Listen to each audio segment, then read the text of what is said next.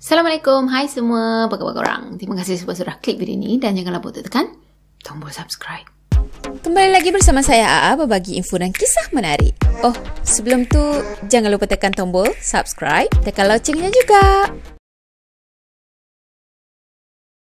Okey, sebelum kita ke video kali ini, video seram kita kali ini, saya nak buat pemberitahuan sikit untuk korang yang sukakan tudung yang saya pakai ni. Tudung ni lembut tau, lembut sangat dan dia senang jadi dekat atas ni. Lepas tu kalau kita gosok pun dia macam sekali gosok tu dah settle dah. Jadi senang lah untuk korang yang nak cepat pergi kerja semua kan. Dan dia pun ada banyak colour tau. Korang bolehlah pergi ke ruang description dekat bawah sebab saya ada tinggalkan link Shopee-nya dekat bawah. Okey, video seram kita pada kali ini, dia bagi tajuk Bila Hijab Terbuka dengan Penampakan Orang Mati. Kisah ni daripada sumber internet, link dekat bawah. Sudah sedia? Jom kita mula. Jadi dia kenalkan diri dia dengan nama gelaran Lina. Bukan nama sebenar tau. Jadi Lina ni, dia anak kedua daripada 4 orang adik-beradik. Dan cerita yang dia sampaikan ni sebenarnya dah berlaku lama dah. Masih dia kecil lagi. Katanya dia membesar dalam keluarga yang orang kata perfectionist. Semuanya nak kena elok, semuanya nak kena betul. Dan diorang adik-beradik diajar untuk bersaing. Dengan adik-beradik sendiri pun bersaing, dengan keluarga besar diorang, dengan sepupu-sepupu ni semua, itu pun diorang kena bersaing. Sebab katanya keluarga dia ni selalu dipandang hina oleh keluarga besar belah ayah dia. Yang mana sebenarnya mak dia bukanlah menantu pilihan. Bagi keluarga besar ayah diorang ni, mak dia tu tak sepadan dengan ayah dia. Sebab ayah dia ni sekolah tinggi, masuk U pun dekat luar negara. Tapi mak dia hanya taraf SPM je. Jadi mak dengan ayah dia ni memang tegas gila dengan anak-anak diorang. Sebab diorang nak buktikan yang kata anak-anak diorang ni lagi cemerlang daripada anak-anak saudara dia. Ya kan, jadi ada persaingan lah dekat situ. Lagipun mak ayah dia ni nak buktikan dengan family besar dia tu yang kata anak-anak dia boleh jadi pandai dan boleh kalahkan sepupu sepapatnya walaupun pelajaran mak dia tu tak tinggi. Katanya Alhamdulillah adik-beradik dia memang semuanya bijak-bijak dan diorang semua pun boleh kata cemerlang lah. Tapi disebabkan hal ni lah juga mak ayah dia jadi tegas dengan adik-beradik diorang tau. Tegasnya tu macam mana? Sampaikan diorang tak boleh nak bermain kat luar, diorang tak boleh nak berkawan. So benda tu semua buatkan dia rasa sunyi. Daripada kecil lagi dia dah dibesarkan macam tu. Sampaikan dia cakap dia tak merasa zaman kanak-kanak tu. Sebab dia daripada kecil lagi dia banyak habiskan masa dengan belajar. Cuma daripada kecil tu pun dia dah mula faham dah tentang benda-benda gaib ni. Sebab katanya mak dia ada cerita dekat dia tentang hal-hal tu semua. Bayangkan masa dia umur 8 tahun tu pun dia dah faham dah ada dunia gaib. Saya time tu masih lagi main gali-gali pasir tak? Lepas tu buat kuih, lepas tu jual. Cuma walaupun dia tahu ada benda-benda gaib macam tu, dia buat tak hirau je lah. Dia tak kisah pun. Yelah, benda tu pun bukannya kacau dia. Lagipun pada masa tu dia tak sangka kata hijab dia boleh terbuka. Jadi hijab dia terbuka masa dia umur 10 tahun. Daripada kecil lagi, dia memang rapat dengan atuk sebelah mak dia. Dan atuk dia dulu terkena kencing manis. Sebelah daripada kakinya tu dah kena potong sebab penyakit kencing manis tu lah. Jadi Lina ni lah yang selalu temankan atuk dia, selalu berbual dengan atuk dia setiap kali balik kampung. Katanya atuk dia ni suka sangat makan dalam bilik dia. Dan setiap kali Lina balik kampung je, atuk dia akan ajak Lina ni untuk makan sekali dekat dalam bilik dia. Dah tu, dekat bawah katil atuk dia ni penuh dengan air kotak tau. Kencing manis tu kencing manis, ada air bikarbonat, lepas tu ada jajan lagi. Double kencing manis. Jadi sebenarnya semua benda tu atuk dia simpan khaskan untuk Lina tadi. So kiranya macam Lina ni cucu kesayangan atuk dia lah. Katanya Lina pada masa kecil dia seorang yang sangat chubby. So pada masa tu mak dia lebihkan adik-adik dia yang lain. Sebab bagi mak dia Lina ni hodoh. Jadi Lina sebab dia dah tak rapat dengan mak dia tadi, dia orang yang paling dia rapat adalah atuk dia. Okey, seminggu sebelum birthday Lina, atuk dia dimasukkan dekat hospital sebab penyakitnya tu makin parah. Katanya masa tu doktor nak potong kaki atuk dia yang ada di sebelah lagi tu. Tapi atuk dia tak nak. Atuk dia selalu cakap nak balik rumah. Atuk dia cakap dia nak mati kat rumah. Tapi adik-beradik maknya ni berkeras lah. Yelah dia orang nak ayah dia orang tu dirawat dekat hospital, dapatkan rawatan. Yelah, siapa je yang nak percaya kan kalau atuk dia ni cakap dia dah nak mati. Masa malam birthday-nya Lina, malam tu Lina sekeluarga memalam dekat rumah atuknya. Sebab petang tu dia dah pergi melawat atuknya dekat hospital. Dah tu balik ke rumah atuknya, bermalam dekat situ lah. Malam tu juga Lina bermimpi tau. Dia mimpi yang atuknya meninggal dekat hospital. Dah tu, dalam mimpi dia boleh nampak semua benda tau. Dia boleh nampak daripada atuk dia ni meninggal dan mayat arwah ni ada dekat hospital. Sampailah kejadian dekat tanah perkuburan. Dekat perkuburan tu dia nampak mayat atuk dia ditanam. Lepas tu adalah ustaz-ustaz ni baca talqin. Dia nampak semua tu dengan jelas tau. Habis dia dengar orang baca talqin tadi, mak Lina ni kejutkan Lina. Masa tu Lina perasan yang pipi dia basah. Dalam masa yang sama juga, dia nampak mak dia ni tengah menangis. Dan belum sempat pun mak dia cakap apa-apa, dia cakap dengan mak dia, "Mak, Angah mimpi atuk dah tak ada. Betul ke atuk dah meninggal dunia?" Mak dia pada masa tu terkejut tau dengar si Lina ni cakap macam ni. Dan mungkin sebab dia sedih sangat agaknya, dia tak cakap apa-apa, dia cuma anggukkan kepala je. Dah tu mak dia suruh Lina tadi pergi ambil air semayang, bacakan Yasin untuk atuk. Masa tu Lina tadi dia terkedu tau. Dia macam tersentak. Rupanya apa yang dia mimpikan tu betul-betul berlaku. Dan dia gagahkan diri juga, dia bangun, dia pergi ambil wuduk dan dia pergi bacakan Yasin untuk atuk dia. Dah tu dia perasan tau, semua yang berlaku daripada bacaan Yasin, lepas tu proses pengebumian mayat, dah tu baca talqin semua kan. Semua yang berlaku tu sama dengan apa yang dia mimpikan. Tak mungkin ni kebetulan kan. Ceng.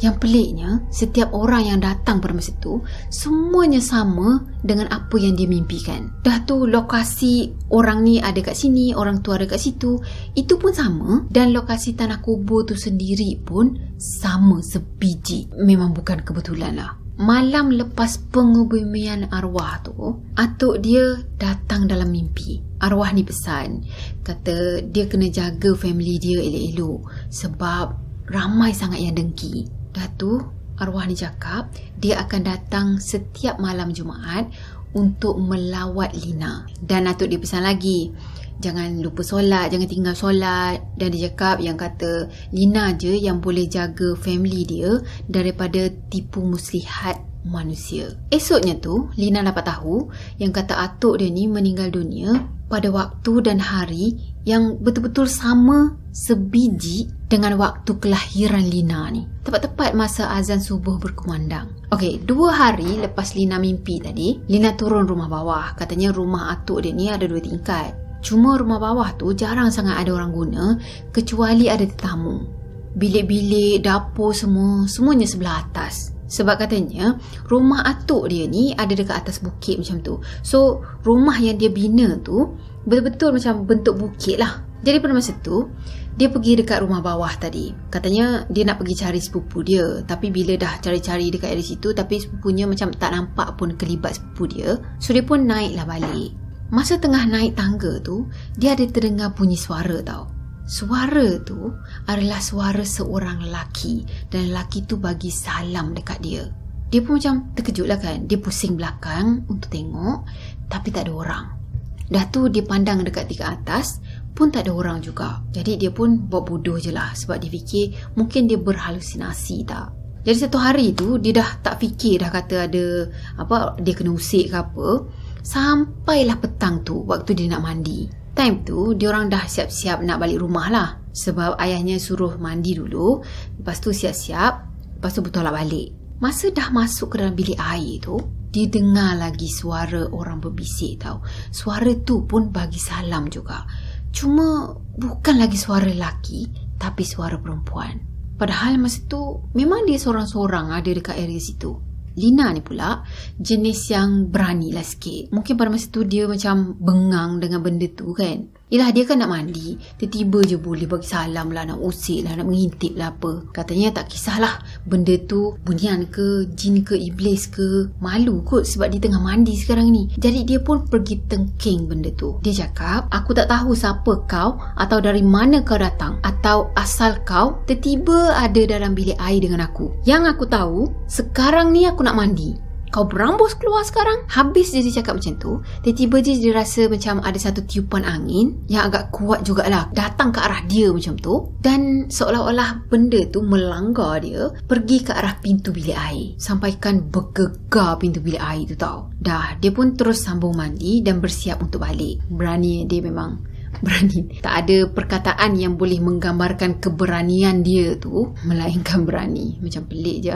Okey, jarak rumah dia daripada rumah atuknya tu lebih kurang 4 jam perjalanan. Katanya pada masa tu dia awal-awal lagi masuk je kereta terus tidur. Dah tu separuh daripada perjalanan tiba-tiba je dia tersedar. Masa tu dia terpandang dekat luar tingkap dan tiba-tiba je dia nampak ada satu lembaga putih macam tu menyerupai nenek sedara dia. Okey, nenek sedara dia ni dibagi nama gelarannya sebagai Nek B. Dan Nek B dia tu tengah sakit pada masa tu. Dah, dia nampak lembaga macam Nek B tadi. Lembaga tu senyum ke arah dia. Tapi air muka Nek B tu nampak macam sedih. Time tu meremang jugalah bulu tengkuk dia ni. Dan tiba-tiba je dia dapat satu perasaan yang ganjil tau dalam hati dia ni. Dia rasa macam tak sedar hati je, seolah-olah ada khabar buruk yang tengah menanti. Dah tu dia pun cepat-cepat suruh mak dia call atuk B nya sebab nak tanyakan keadaan Nek B lah. Tapi pada masa tu dah pukul 10 malam dah. Jadi mak dia macam yelah marah lah. Dia cakap, ish, gila ke apa nak telefon orang malam-malam macam ni? Dah pukul 10 malam ni. Dah tentulah orang tu dah tidur. Yelah betul juga kan, dah pukul 10 malam mestilah dah tidur. Kalau tak tidur pun, yelah dah prepare untuk tidur macam tu. Cuma hati dia ni rasa macam tak tenteram je. Tapi dia diamkan je dan dia pandang keluar tingkap. Tak sampai 5 minit, mak dia dapat satu call ni. Satu panggilan daripada Atuk B yang mengatakan Nek B dah meninggal dunia. Meninggal dunianya pula baru je dalam beberapa minit yang lepas. Mungkin dalam masa yang sama yang dia nampak lembaga yang menyerupai Nek B tadi. Masa tu memang berderau lah darah dia. Dan dia pun macam terfikir tau. Maksudnya yang tadi yang dia nampak tu roh Nek B lah. Habis tu kenapa dia datang kepada Lina ni? Dan yang paling penting, macam mana Lina ni boleh nampak dia? So pada masa tu ayah dia patah balik pergi ke rumah Nek B pula untuk uruskan pengubumian Nek B. Okey, 3 bulan lepas kejadian tu, ada satu hari tu dia bersiap-siap untuk tidur dan jam pun dah menunjukkan pukul 11 malam dah. Masa tu dia baring je atas katil, dia prepare untuk tidur lah. Tapi matanya ni macam tak nak lelap tau. Hati dia pula rasa macam gelisah semacam je. Dan dia pun pandanglah ke arah katil adik-adik dia.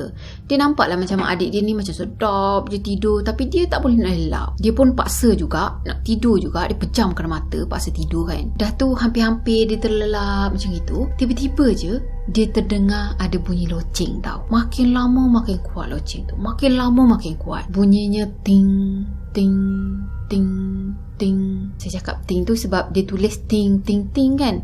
Kalau kita mungkin lah kling, kling, kling, kling. Kita tahu macam mana bunyinya. Mungkin betul lah kan, ting, ting, ting macam tu. Dah kenapa nak kena bahas pembunyian pula ni. Pada masa tu tiba-tiba je Lina ni terbayangkan sepupu dia. Dia namakan sepupu dia ni sebagai Arif, tapi bukan nama sebenar lah. Masa dia terbayangkan Arif tadi, hati dia ni jadi macam tak sedap tau. Rasa macam ada benda yang tak kena je. Rasa ni adalah rasa yang sama dia rasa masa dia ternampak arwah Nek B. Jadi Lina tadi pun cepat-cepat turun daripada katil, pergi ke arah mak dia, pergi ke bilik maknya. Dan bila maknya buka je pintu bilik, muka mak dia pada masa tu dalam keadaan panik tau. Dah tu mak dia cakap macam ni, cepat kejut adik-adik, bawa baju lebih, Arif kemalangan motor, teruk, dia dekat ICU sekarang, jom cepat-cepat. Masa tu Lina cakap dia dah dapat agak dah, mesti ada benda buruk yang berlaku dengan Arif ni. Jadi dia pun terus pergi ke bilik, kejutkan adik-adik semua dan kemas-kemas baju. Dalam perjalanan dia untuk pergi ke hospital, dia selalu dengar bunyi loceng tu tau. Ting, ting, ting. Dah tu dia pun tanyalah mak dengan ayah dia ni, ada dengar tak bunyi loceng kan? Tapi diorang semua sangkal benda tu. Diorang cakap mana ada bunyi apa-apa.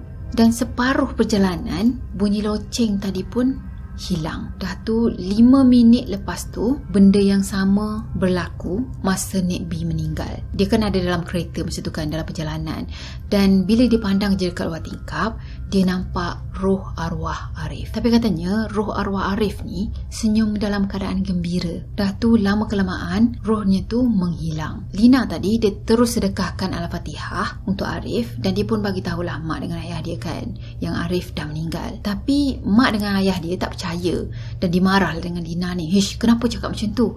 Orang masih ada lagi. Yelah, siapa je nak percaya kan? Masa tu dia baru je berumur 10 tahun, tapi dia boleh cakap macam gitu. Of course lah, tak ada siapa pun yang percaya. Dalam beberapa minit lepas tu, mak dia dapat panggilan telefon yang mengatakan Arif ni dah meninggal dunia. Cuma sebenarnya kat sini dia cakap yang dia tak pasti sama ada betul ke yang dia nampak tu roh Arif ataupun bukan. So dia tak pastilah benda tu. Dan dia pun ada selitkan cerita tentang kisah Arif ni, sebab katanya benda ni sangat bagus jadikan pengajaran. Jadi dia ceritalah, kata Arif ni waktu dia hidup, dia seorang budak yang sangat pandai. Dia boleh kata salah seorang pelajar cemerlang dekat sekolah. Tapi disebabkan masalah hidup dengan tekanan daripada keluarga dia, sebab katanya mak dia ni jenis yang gila harta. So pada masa tu Arif jadi penagih dadah dan juga penjual dadah, drug dealer. Punyalah teruk zaman dia pada masa tu, sampaikan adik-adik dia ni semua terikut tau. Tapi 3 bulan sebelum dia meninggal dunia, dia berubah 360